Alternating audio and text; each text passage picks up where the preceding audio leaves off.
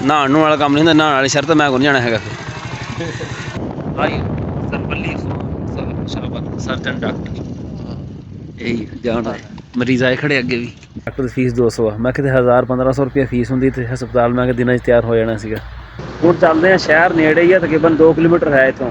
ਉਹਨੇ ਕਿਹਾ ਸੀ ਵੀ ਜੰਗਲ ਜਿਹਾ ਵਾ ਤੇ ਉੱਥੇ ਡਾਕਟਰ ਬਹਿੰਦਾ ਵਾ, ਬਾਕੀ ਹੈ ਵੀ ਇੱਦਾਂ। ਅਸੀਂ ਨਾ ਬਿਲਕੁਲ ਉੱਥੇ ਲਾਗੋਂ ਲੰਘ ਕੇ ਚਲੇ ਗਏ, ਸਾਨੂੰ ਨਹੀਂ ਪਤਾ ਲੱਗਿਆ ਵੀ ਇੱਥੇ ਹਸਪਤਾਲ ਆ ਜਾਂ ਲੋਕੀ ਦਵਾਈ ਦੇਣ ਦੇ ਖੜੇ ਜਾ। ਹੋ ਰਿਹਾ ਮੇਰੇ ਕੋਲ ਕੀ ਕਹਿੰਦਾ ਤੂੰ? ਤੈਨੂੰ ਕਿੱਥੇ ਲੈ ਜਾਣਾ? ਮੈਂ ਤਾਂ ਆਪ ਅੰਕਲ ਦੇ ਨਾਲ ਚੱਲਾਂ, ਕੰਮ ਚੱਲੇ ਆ ਅਸੀਂ ਕਿਤੇ ਦਵਾਈ ਲੈਣ ਚੱਲੇ ਆ। ਟੀਕਾ ਲਵਾਉਣਾ ਤੂੰ ਵੀ ਹੈਂ? ਟੀਕਾ ਲਵਾਉਣਾ ਤਾਂ ਦੱਸ। चल नहीं तो फिर ना चल जा खेल चल के शाबाश भाई ना चल शाबाश। अस्सलाम वालेकुम की हाल चाल है जी? ਤੁਹਾਡਾ ਉਮੀਦ ਕਰਦਾ ਸਾਰੇ ਵਧੀਆ ਹੋਗੇ। ਅੱਲਾਹ ਤਾਲਾ ਦੇ ਫਜ਼ਲ ਤੇ ਕਰਮ ਦੇ ਨਾਲ ਸ਼ੁਰੂ ਕਰਦੇ ਹਾਂ ਅੱਜ ਦਾ ਵਲੌਗ। ਭਾਈ ਸਫਦਰ ਤੇ ਮੈਂ ਰਾਤੀ ਨਾ 10 ਵਜੇ ਤੱਕ ਲੱਗ ਰਿਹਾ ਕੰਮ ਤੇ। ਭਾਈ ਸਫਦਰ ਦੀ ਤਬੀਅਤ ਨਾਲ ਰਾਤੀ ਥੋੜੀ ਖਰਾਬ ਹੋ ਗਈ ਸੀ। ਇਹਨੂੰ ਮੈਂ ਕਿਹਾ ਸਵੇਰ ਦਵਾਈ ਲੈਣ ਜਾਵਾਂਗੇ, ਕਹਿੰਦਾ ਨਹੀਂ ਅਗਲੀ ਇਤਵਾਰ ਚੱਲ ਜਾਵਾਂਗੇ। ਮੈਂ ਕਿਹਾ ਅਗਲੀ ਇਤਵਾਰ ਤੋਂ ਨਹੀਂ ਜਾਣਾ ਹੈਗਾ, ਸਵੇਰ ਜਾਣਾ ਵਾ ਤੇ ਜਾਣਾ ਲਾਜ਼ਮੀ। ਉਹ ਆ ਗਿਆ ਹੁਣ ਮੋਟਰਸਾਈਕਲ ਲੈ ਕੇ, ਚੱਲਦੇ ਹਾਂ ਹੁਣ। ਹਾਂ ਸਫਦਰ ਚਲੀਏ है हाँ तो नहाण वाला काम नहीं होंदा, नहाण वाली शर्त मैं कौन जाना है। इन्नी ठंड वाला तो बंदा तू ला ला पहलों अखां दे घर रह जल्दी सी।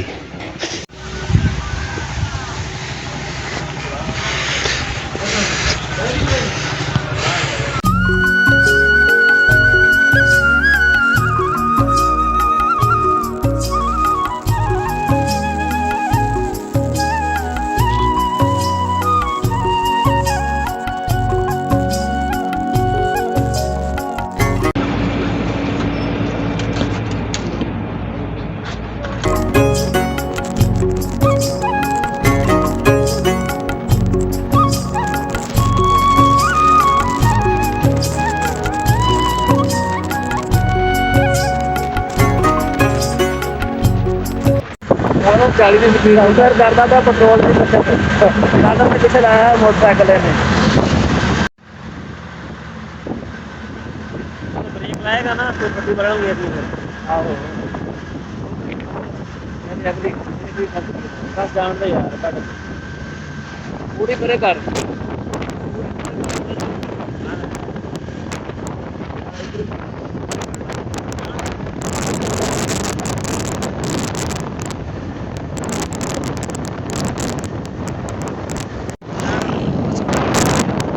भाई सरपल्ली सर्जन डॉक्टर यही जाना है। मरीज आए खड़े अगे भी वापस रंग के गए होने इतने बंदे खड़े से रंग नंबर असी लवा लिया। सफदर नंबर लग्या 73 तकरीबन नंबर चलता पाया 43-44 चलता पाया। 30 नंबर अजे साढ़े रेंदे आ। फीस बड़ी मकूल मंगी डॉक्टर ने 200 रुपया फीस आ। बाकी देखो सफदर में अगर आराम आ जाए तो सफदर तो बड़ी दूरों दवाई लैके आया अगे पिंडी इस्लामाबाद लाहौर कि जगह फिर आया आराम को नहीं आया है। ਹੁਣ देखो की बनता इतने सफदर खड़ा हूँ आ सारा हस्पताल बनता पाया नवा कि प्रोग्राम बढ़िया पाया। सफदर कहता हस्पताल का काम बड़ा स्लो होंदा पाया। मैं भाई स्लो ही होना वा तो डॉक्टर की फीस 200 आ। मैं कि 1000-1500 रुपया फीस होंगी तो हस्पताल मैं दिन तैयार हो जाना सीगा। काम बुरा ही होंदा इसी चीज़ लाया है उत्ते हैं। एक टन बथेरा वा छोटा जहा कमरा होना वो भी कुछ लगी हुई शायद उधर भी कोई हो विंडो सी उधर मोहब्बत बूटी चिमड़ गई अपने नाल साडे आया सी 2 बज गया साडा नंबर तो कोई नहीं आया पर अद्धे घंटे तो वक्फा आ गया वा। हुण चलते हैं शहर नेड़े ही है तकरीबन 2 किलोमीटर है इतों उत्थे जाकर कुछ खा पी के आने तो वापस फिर दोबारा आ जाएंगे। पानी भाई गिलास है नहीं हैगा पीना पानी पहले भी है यार खाना खाण तो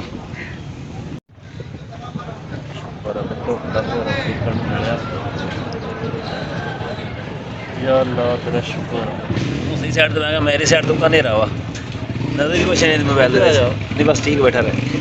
चलो नाल मूलियां का सलाद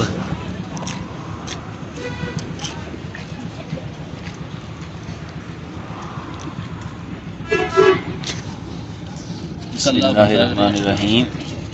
छोटा होटल है ना इतने कला कला ही बनाता बंदा नाल रख के कितों बार आंदा है। सही चाव बढ़ गई गरीब की।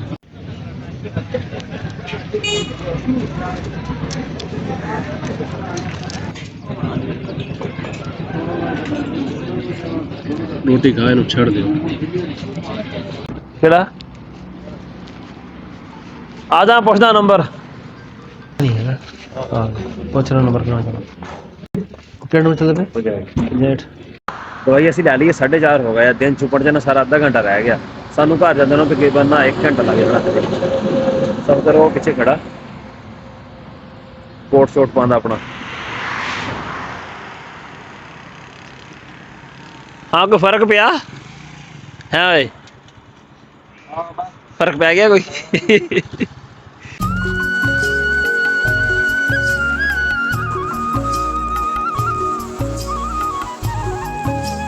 ਘਰ ਅਸੀਂ ਪਹੁੰਚ ਗਏ ਆ ਸਫਦਰ ਉੱਥੇ ਨੰਬਰ ਵਾਲੇ ਕੋਲ ਨਾ ਖੜਾ ਮੈਂ ਕਿਹਾ ਉਰੇ ਆ ਕੇ ਮੇਰੇ ਕੋਲ ਬਹਿ ਜਾ ਕਹਿੰਦਾ ਨਹੀਂ ਮੈਂ ਉਹਦਾ ਨੰਬਰ ਆਉਣ ਵਾਲਾ ਮੈਂ ਕਿਹਾ ਉਹਨੇ ਕੀ ਜਿੱਦੀ ਨਾਮ ਤੇਰਾ ਲੈਣਾ ਉੱਤੇ 1 ਸਕਿੰਟ ਬਾਅਦ ਡਾਕਟਰ ਦਾ ਦਰਵਾਜ਼ਾ ਬੰਦ ਹੋ ਜਾਣਾ ਵਾ ਤੈਨੂੰ ਉਹਨੇ ਅੰਦਰ ਨਹੀਂ ਜਾਣ ਦੇਣਾ ਮੁੜ ਕੇ ਠੀਕ ਹੈ ਸਫਦਰ ਅੱਲਾ ਤੈਨੂੰ ਸਿਹਤ ਦੇਵੇ ਬਈ